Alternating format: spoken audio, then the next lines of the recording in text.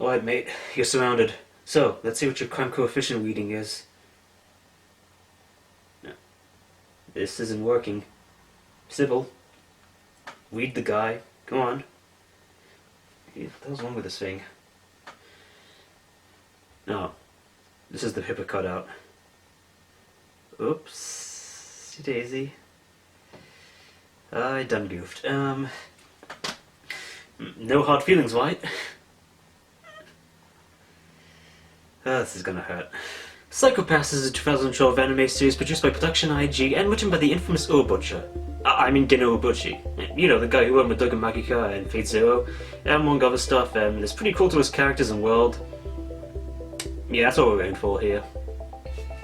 Our story centers on future Japan in 2113, where the civil system rules the country and has the ability to actively measure the populace's mental states, personalities, and, well, the probability that individuals can commit crimes using a somatic scan of the brain.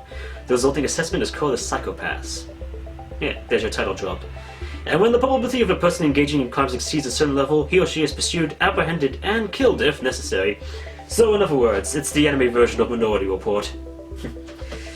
And the people that have the job of apprehending or killing these criminals are members of the Public Safety Bureau's Criminal Investigation Division, and are split into two groups.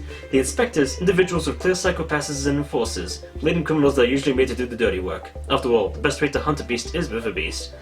And the weapon they hunt down these criminals with is a special gun called a Dominator, that's capable of reading a person's psychopath on the spot and has various modes of how to take down a perp, from, well, a simple tranquilizer to blowing them up in a pool of blood.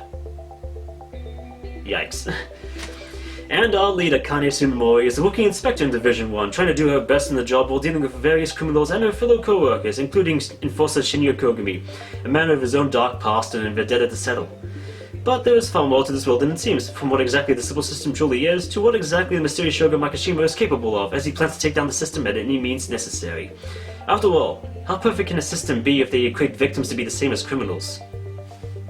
The plot of Psychopaths moves along its own pace, starting off its first half with some episodic stories involving Akane and the rest of Division 1 going after a new perp each episode or two, with gradual development and explanation for the world and characters of each. It isn't until the halfway point of episode 11 where things start to get extremely more interesting and the main story arc completely takes over, leading up to a fitting and bittersweet finale.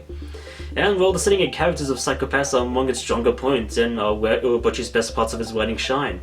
The futuristic Japan is a beautiful sight, and the expansiveness of the civil system is utterly fascinating as we see how much of an influence it has in everyday life, especially in how society has been changed for better or worse. And the frequent discussions about free will, control, and what it means to be a part of society just to add on to this. It's not entirely new, but it feels well executed enough to be, well, refreshing. And the characters themselves are entertaining and reasonably complex, as Akane especially, as her grow from unsure rookie to a headstrong and clever person trying to do her best in upholding the law, despite the civil system's shortcomings and flaws, is wonderfully done and complements the show's themes perfectly. And the rest of the cast is great too, each getting their moments to shine and develop, even if not all of them get to shine so brightly. On the technical side of things, Production IG do what they do best. I mean, they didn't make Ghost in the Shell after all. I mean, the action scenes are just riveting and entertaining, from the moments involving the Dominators to just those wonderfully choreographed hand-to-hand fights. And the music is no slouch either, with plenty of techno-based songs and some classical stuff in there too. And all four opening and ending themes are just catchy as hell, and I can't just choose one as my favorite.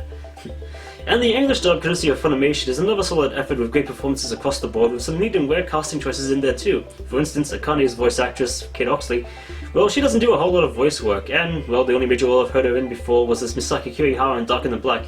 And much like that role, I really enjoyed the portrayal of Akane in this, and felt that she just earned the character.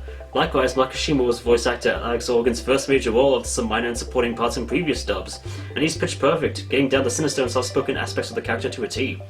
As well, Robert McCollum's Kogami just, well, was fittingly badass and deep, easily making me a fan of his whenever he'd show up in any Funimation's dubs I watched after this. So, yeah, it's just pretty damn good. So watch that.